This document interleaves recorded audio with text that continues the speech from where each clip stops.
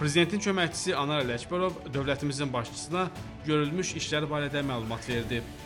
Yasəmən Otelinin açılışı 2023-cü ildə Prezident İlham Əliyev və 1-ci xanım Mehriban Əliyevanın iştirakı ilə olub.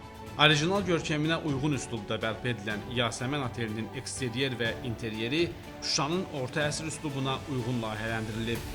19-cu əsrin ortalarında Qarabağ Memarlıq Məktəbi tərzində inşa edilmiş yaşayış binası işğal zamanı dağıdılmışdı. Heydər Əliyev fondu həmin binalarda layihələndirmə işləri aparıb və 2023-cü ildən bərpa işlərindən sonra binada fəaliyyət göstərən otelin 2 korpusu artıq qonaqları qəbul edir. Hazırda isə Yasəmən Otelinin yeni korpusları kimi daha 4 binada Heydər Əliyev fondu tərəfindən bərpa və tikinti işləri görülüb.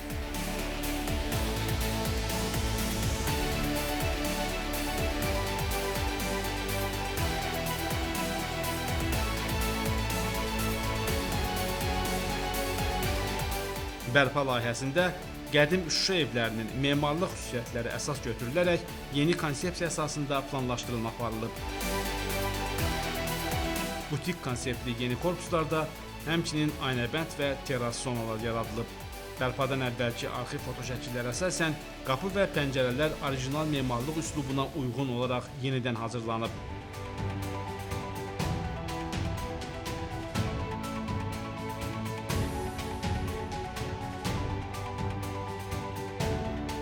Həyətyanı sahədə yaşıllaşdırma və abadlaşdırma işləri aparılıb.